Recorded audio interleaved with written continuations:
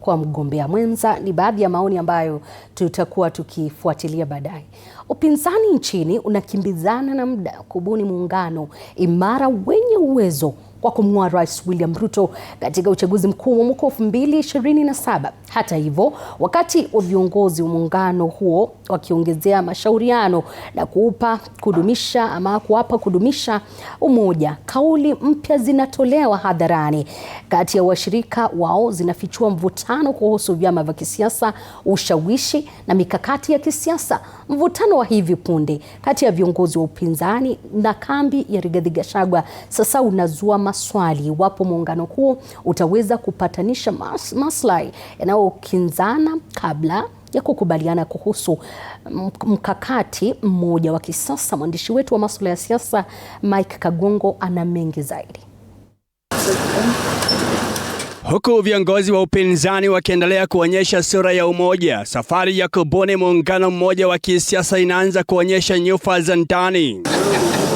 Jumatatu, viongozi wa muungano wa Azimio la Umoja One Kenya walikutana jijini Nairobi na kumpa kinara wa Wiper Kalonzo Musyoka jukumu la kuimarisha mashauriano, kuunganisha muungano huo na kupanua ushawishi wake kuelekea uchaguzi mkuu wa mwaka 2027.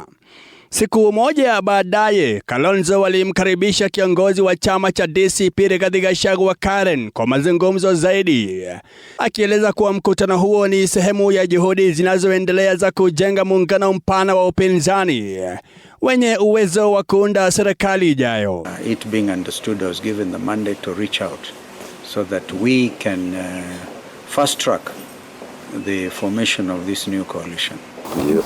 Lakini huku mazungumzo hayo yakiendelea, kimbunga kingine cha kisiasa kilikuwa kikivuma.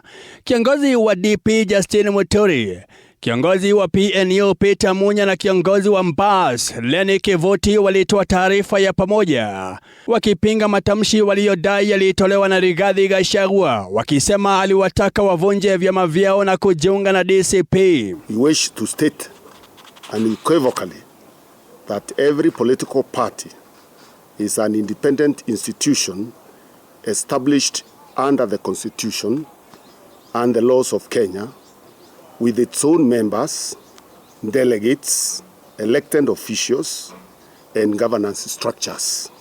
Everybody is at liberty to express their own opinions about the ideals for which their institutions or parties stand for.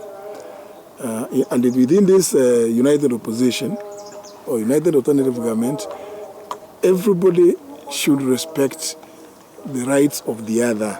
Viongozi hao watatu wamesisitiza kuwa kila chama cha kisiasa ni taasisi huru ambayo mustakabali wake unaweza kuamuliwa tu na wanachama wake pamoja na vyombo halali vya chama. Would you rather have us not talk anything about the reorganizing, about the self-respect, about, how things should be? You'd like us to keep quiet until we sit in a boardroom? Hata hivyo, kambi ya DCP imepuuzilia mbali ukosoaji huo. Kupitia kwa katibu wa kitaifa wa uratibu wa chama Mithika Lenturi, chama hicho kimesema ushindani wa kisiasa unapaswa kuamuliwa kwa kuwashawishi wapiga kura badala ya kulalamikia umaarufu unaoongezeka wa DCP. Lenturi alisema, nikinukuu, kila chama cha kisiasa nchini Kenya kina uhuru wa kujitangaza kwa namna kinavyoona inafaa, mradi kifanya hivyo kwa kuzingatia sheria. Tangazeni vyama vyenu, tokeni kwenye mikutano ya ndani. Hakuna aliyewaalika kujiunga na DCP. Nanyi mko huru kutushawishi tujiunge na vyama vyenu.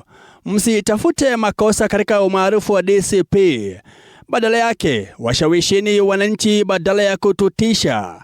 Maamuzi ni ya wananchi, ndugu zangu. Mwisho wa nukuu. So there is absolutely nothing wrong with the public digesting this, because we are leading the public. The public need to know, even as we tell him publicly the way he told us. Mabadilishano hayo sasa yanaweka wazi mizani nyeti inayoukabili upinzani.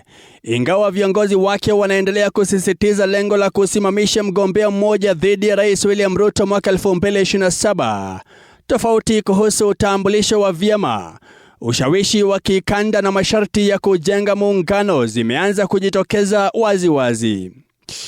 Mike Kagwango, TV47, Nairobi.